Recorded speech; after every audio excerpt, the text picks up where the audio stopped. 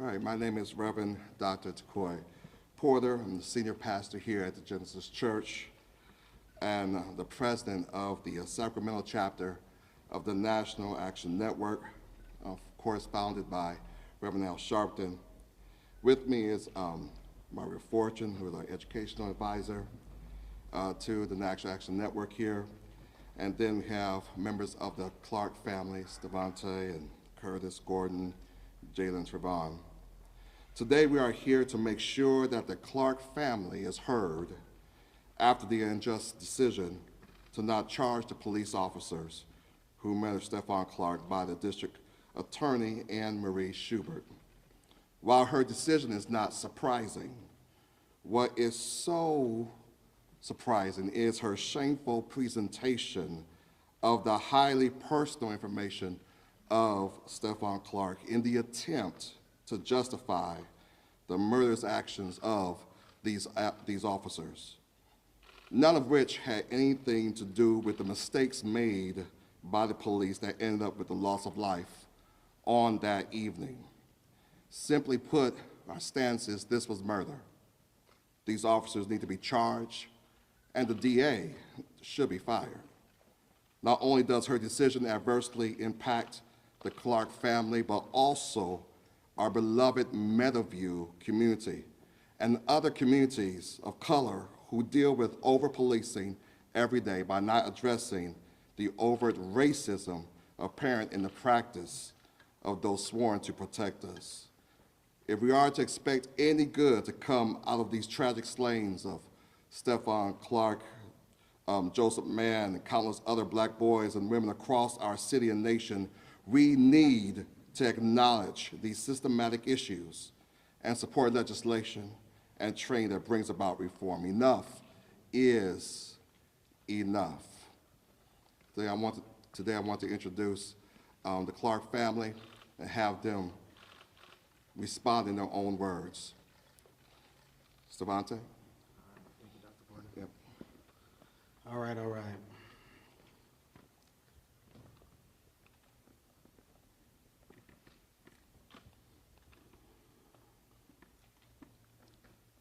On March 18th, 2018, a father, son, brother, and beloved friend of many was executed in our grandmother's backyard.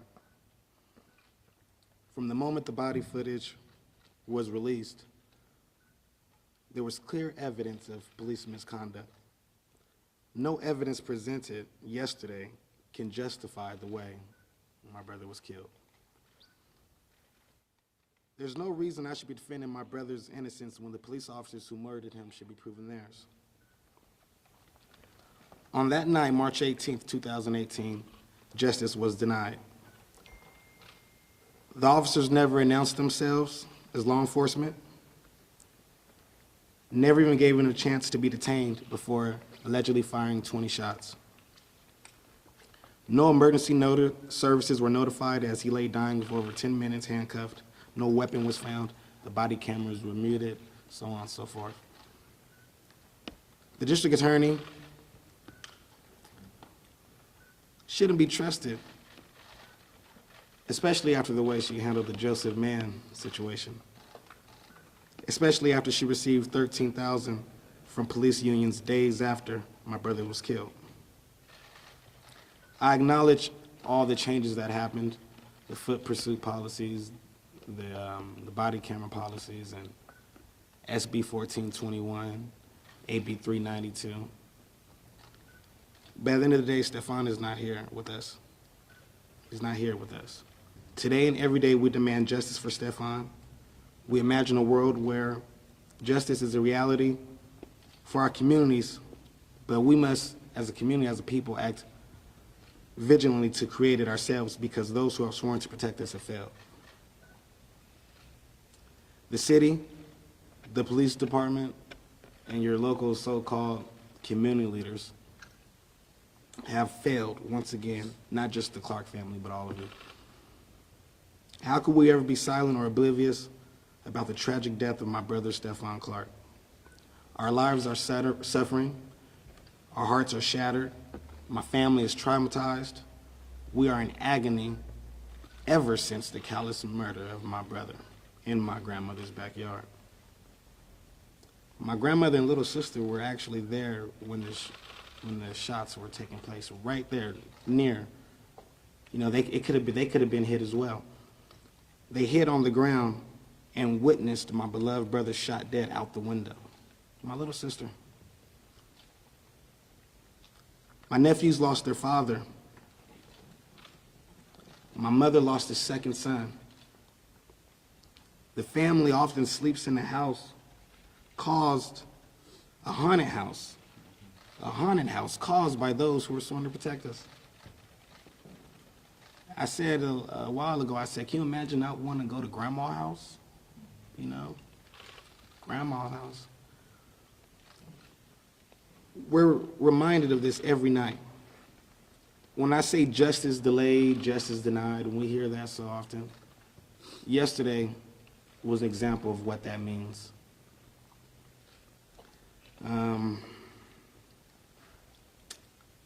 Before I leave here,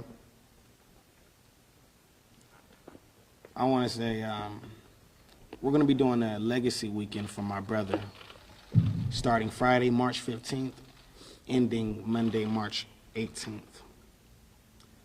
This will be a way to not only honor and remember the life of Stephon, but uplift and bring communities together in a time of healing. We all need healing, not just the Clark family was affected by this, but the whole Meadowview community, Sacramento community, and national community were affected by this.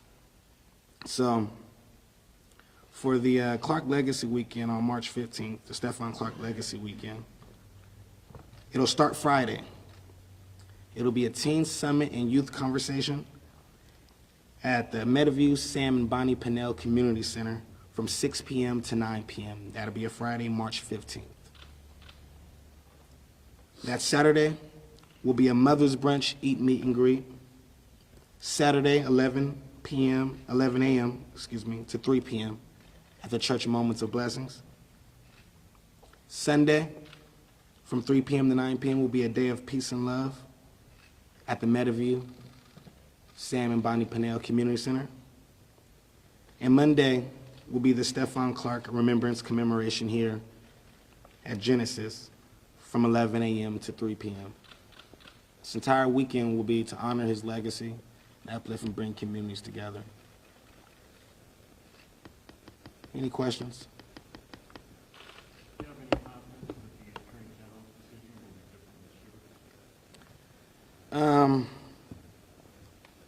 The way the Attorney General reacted to the transparency records being released, it have us feeling a little iffy. We don't know, but at the same time, we still want to have faith in the criminal justice system. Mr. Barton, what do you feel about, not a lot of information being out about the police officers and their role? Oh, yeah, I think it was a way to vilify my brother. Let's not focus on him, let's focus on Stephon Taylor. No matter what he did on the 16th and the 17th, doesn't determine what happened on the 18th. On the 18th, we weren't talking about going on his cell phones and his internet searches. All these things are irrelevant to the situation. Irrelevant. I mean, we're not sitting here talking about what he ate for dinner on the 16th. Not that it doesn't matter, is all I'm saying. We should be looking at these officers. With any drugs in their system, let's look at their phone records. Let's see what they search on the internet. It's fine, let's play. It's unfair. The way the district attorney assassinated my brother's character, the defamation, the slander, unacceptable. Unacceptable. I think, it couldn't be me, so why not him? And, this could have been anybody. The situation happened to my brother, no one's exempt from. Nobody. Is that a question that you like the Attorney General, Javier Becerra, to ask, a little bit more focused? I would like for the Attorney General to prosecute the officers. I would like for Chief Daniel Hahn to recommend to the city manager to fire these officers. I would like accountability. I want justice and accountability. Yes, sir. I've got a statement to make, questions. My name is Willie Pickett, and was the Attorney General came on TV and said that her decision. Was that done by the the, by the, was that done by committee or the superior, was that decision by her only? You mean the district attorney's decision? Yes. District Attorney. I don't know how the procedure and the process is when it comes to making those decisions. Just like I don't know the relevancy of his cell phone records in that decision. Honestly, it's just, I think it's just a way to portray Stephon in a negative image, you know, and to cover themselves. Just the whole layout and the way everything was drawn out yesterday was inappropriate, disrespectful, and it's unacceptable, you know. Our prayers, my prayers, and I think the community prayers are with the family, the children. Selena Manning, she shouldn't have to go through this. So I was told she did 30 cases of different situations, and she found no fault with any police officer. Yeah, I've heard the same thing. So when the superior, but when they don't find any fault, then there's no trial, right? Because there's no fault. And We don't know what the Yeah, process yeah, is yeah. right Like, now. I know the procedures in the process, and you know, she boasts a lot about transparency. I've said numerous times, transparency without accountability means nothing. So, Will there be any legislative action the weekend of the legislature? I'm planning to push for AB 392, something I want to push for, even though it wouldn't help in our situation regarding my brother. To prevent this to happen to anybody else's son or grandson or cousin or nephew, that I would hate for any of you, Anita, anybody to have to go through what I went through. I think I told you this, you know. I would hate for you guys to have to call up Al Sharpton, do these press conferences, you know, but got to be cool and calm and collective. And I would hate for anybody to go through this. You know, this is not, my life is completely different. You know, Selena's life is, you know, it's completely different. You know, her personal relationship was put on blast yesterday, you know.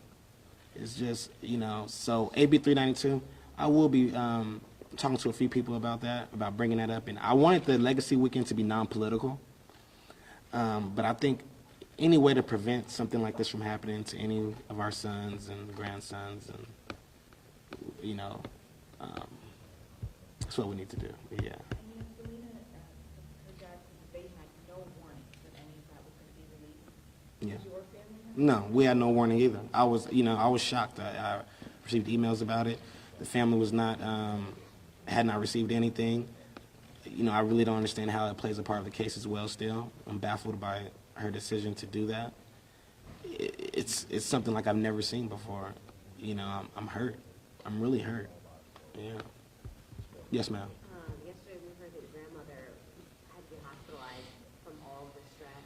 If you're comfortable letting us know if she's doing better, if she's still in the hospital. I can't really speak on that at this point. Yeah, sorry about that. Yeah. Any more questions? Reverend Sharpton be part of the Legacy Weekend? Oh, yes, sir. Yes, sir. Reverend Sharpton is a part of the family. As doing this at the NAN Sacramento chapter is a part of Reverend Sharpton being connected to the family. He is a part of this family, and he will be in a lot of upcoming events in the near future, standing in solidarity with the Clark family. And so is Dr. Porter and the whole Sacramento NAN chapter. We good? Anything else? All right. Thank you all for your, oh, yes, sir. That's Porter? Can I ask you a question? How do we as a community, or that the city and the city of Sacramento, the county of Sacramento, they have a war chest of money that they spend, that's our taxpayer dollars, for their officers to do wrong and murder black men and people of other colors and other folks in Sacramento, and they have a war chest of money. They know that we don't, but they know that we will go out for about a week and make noise, raise hell. That's what we're going to do, and we're going to go away. They know that. But, you know, how do we just keep allowing them to do that? And why don't they have yourself and some of your clergy members, right, to sit on them committees where it's fair, where you can be said, this is what decision was made. How do we keep allowing them to have it to themselves, say, this is the decision, and that's it? We need to vote that district attorney, whoever the lady that was on TV yesterday, she needs to be voted out. But that's not fair. Right. It's not right. Well, we have to first remember that elected officials work for the community. We don't work for them. We don't serve them.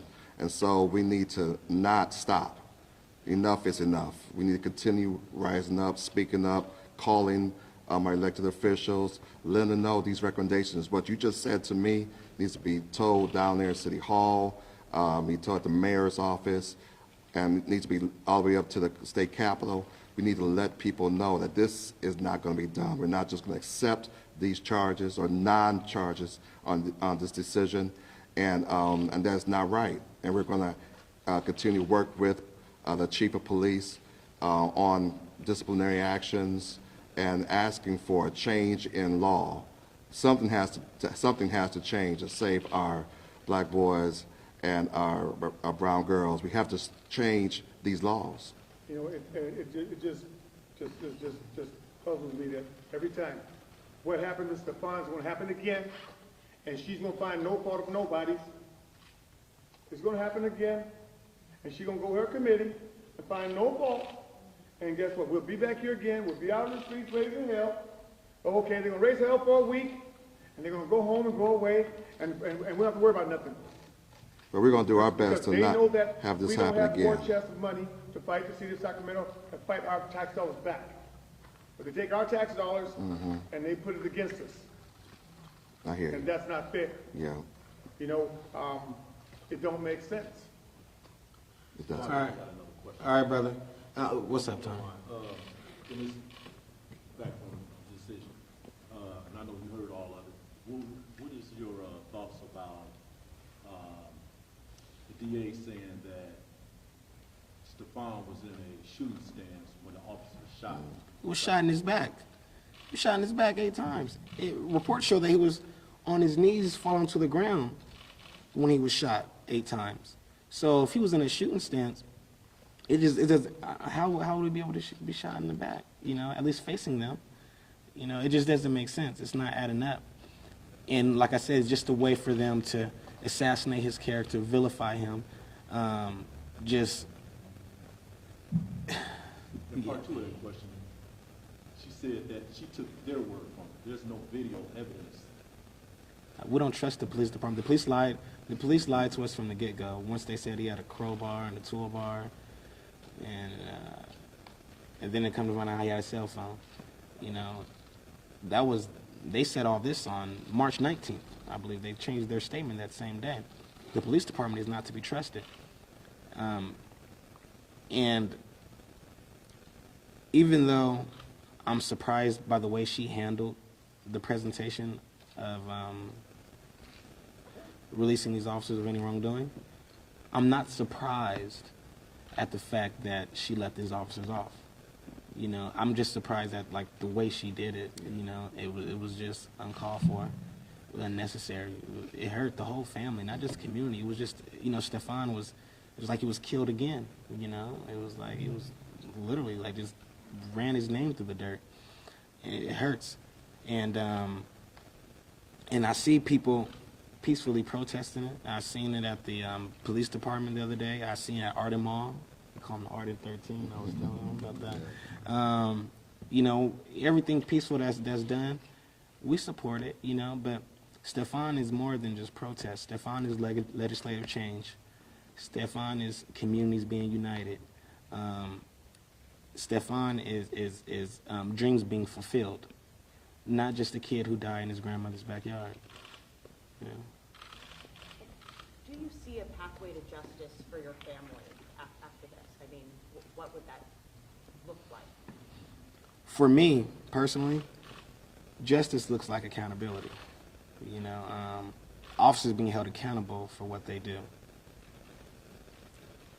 I can't really define justice further than that. If officers get away with things like this, then it makes it seem like it's okay in our communities. We kind of shy from, we're afraid.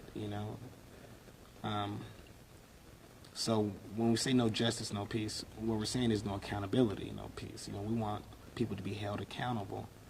And if it was me doing this to anybody and I didn't have a badge, I would be held accountable, to the highest extent of the law. So I think those officers should be as well.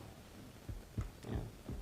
Yes, ma'am. What's your reaction to yesterday? We had multiple press conferences from Yeah. faith leaders, Yeah. community leaders all over the city. Yeah. Asking that something along the lines change, whether that be legislation, whether that be police policy, just asking that this doesn't happen again. What's your reaction to hearing all their voices, all of their speeches all day? Yeah, I listened to it all day too, and it was emotional. But at the same time, I understand a lot of people planned for this day. They planned to get those messages out. They planned, there were meetings at City Hall every Friday, last month or so, preparing. So, sitting back at home watching these things, I don't know if it was political or sincere. Just like about the mayor's apology, which he reinstated at City Hall. This was the same apology, so it makes me question if it was political or insincere. Yeah. Is that all the questions? No. You got one more? I heard you say accountability. Chief Hahn, his accountability is all his officers getting home safe, day in, day out. Guess what? Our concern here today, that we get home safe. The people in our community, they see that their officers, it's more important that they get home safe. They got a hard job. Hell, I have a hard job being a black man, getting home safe, hoping I get home and don't get pulled over, don't get harassed. I want to get home safe too, as well as everybody in this room want to get home safe. All their kids, all their family members, not just police officer. Every life matters. All lives matter. But we all want to get home safe also, not murder. We don't be harassed, pulled over, tickets for no reason, just because, whatever your reason is. Oh, I know what it is. You don't even know my name. You don't even like me. You never met me and don't like me, right? How can I not like you? I never saw you before. That don't make sense to me. Well, let's just go ahead and characterize you, because I never seen you and I don't know your name.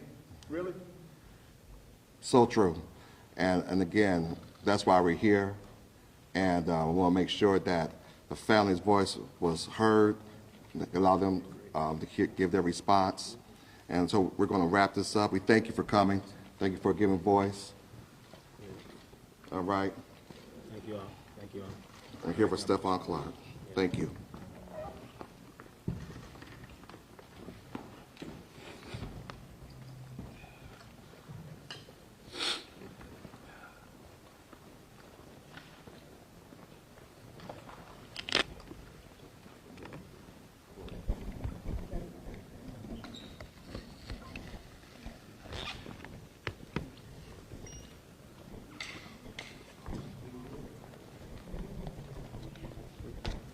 Your grandma, yes.